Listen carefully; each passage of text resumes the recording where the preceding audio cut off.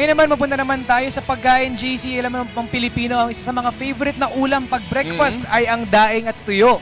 Kaya naman itong kasama natin si Julius de Sampron, pumunta na naman sa palengke at tumingin ng mga presyo ng iba't ibang isda na tuyo at daing nga.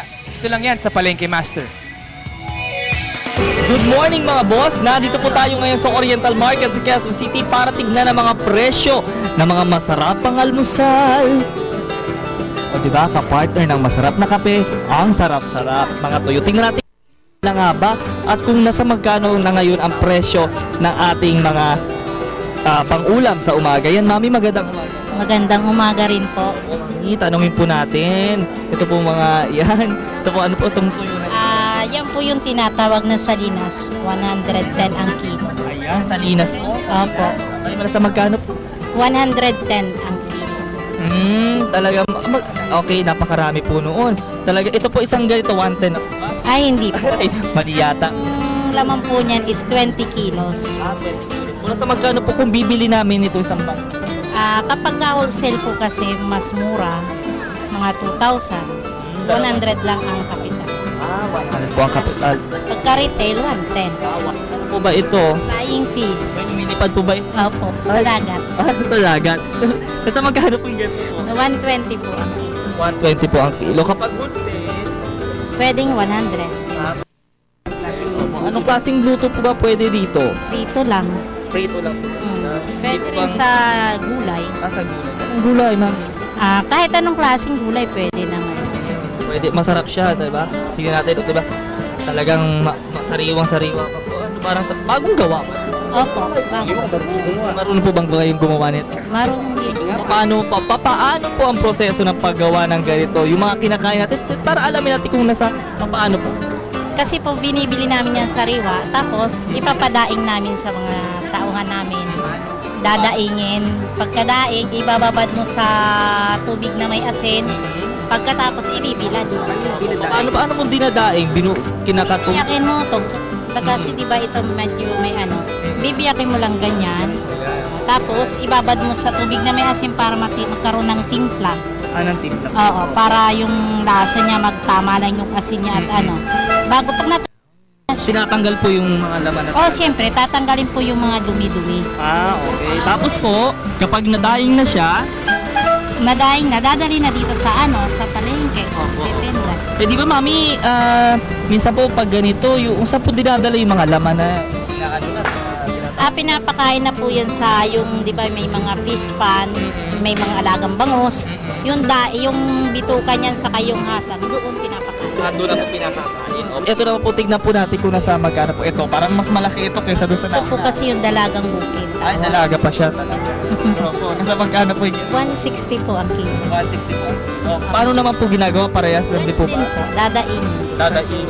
Saan po sinasahog yung mga ganito po? Ganon din sa gulay. Prito, normally naman prito. Diba? Parang pamaypay din to. Pwede pag mainit. Ano po? Yan. Sige, puntahan naman natin. Ito po, parang mas okay ito. Bisugo po ba? O, nasa magkano po yung ganito? 200 po ang kilo. Saan po nang gagaling? Sa Palawan. Sa ba? Baka di kayo galing tulad Tumataha Reef. O, diba? Tanungin natin, misa si Commodore Arman Balilo. Good morning po mga boss. Ayan. Okay, dito naman po tayo. Ito po. Yan, ano po? Alumahan. Alumahan. Alumahan po hindi alupihan. Alumahan. Mali yata yun. Nasa magkano po yung ganito po? 140 po ang kilo. Ayan, 140 yan. Okay. Ito, ayan. Ito na talaga. Ito na. Mga dailies. Yan. Kano po? 220 po ang kilo. Hindi naman po masama ito pag may mga sakit, high blood. Ay, wala po. Hindi po. Pero pag may high blood, sabi normally, kasi yung maalat, talagang medyo sa may high blood. Hindi nga pala pwedeng kumain yung mga Tikim-tikim lang. tikim-tikim lang kayo. Kaya yung mga may high blood dyan, yung mga producer, mga bato-bato sa langit at tamaan, huwag magagalit. Bagsakan kayo ng mga hito dyan. Okay, ito po. Parang, Labahita po yan. oh, Labahita. hindi po ba naglalaba ito? Ay, hindi naman. Ay, hindi na. Pero sa magkano po yung ganito? 160 po ang kilo. Pag wholesale, Is 150. 150. O, 10 piso lang. Ano po pwedeng luto ang dito? Yung normally talagang inilalagay sa mga laing, sa gulay. Ito po ba? po. Yan, yung mga naka-plastic. Ang mga kasama lang ng nagawa, magluluto ka, yan yung mga ingredients. Tulad nito, hibis, pangkulay din yan. Mga malilit na hipon. Oo, mga swete, pangkulay, yung bulaklak, panglagay sa karne.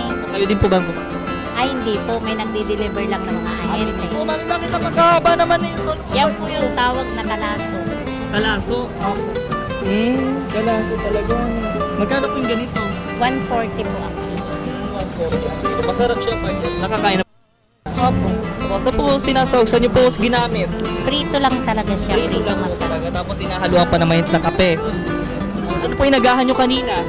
Wala pa eh. Hindi pa po kinag-agahan. O, ka, magluto tayo nito, mami. Maraming trabaho, hindi pa kumakain. Opo, ito po mga pabong natin. Alam ang Pangasinan kuya. Nasa magkano? 30 po ang kilo. Boss, ito yung alamang. Ha? Buong. Ito po, ano po ito? Yan po yung isda, yung bagoong na isda. Bagoong isda. Ako nasa magkano po yung ganito? 20 po ang kilo. 20 po. Okay. Tapos, yung mga pwede, ano po ba yan? Panglaro, yung sa laruan po ba yan? Hindi po. Yan po yung mga depende sa gustong kumain, yung mga taga Pangasinan. Hilig nila yan ang nilalagay sa karne. Bakit po may iba-iba yata ang kulay? May red, black, white, green. Ano po yung red? Ito pong red, yan yung red munggo na ginagamit sa Ano? yung black, ay panggulay po yan.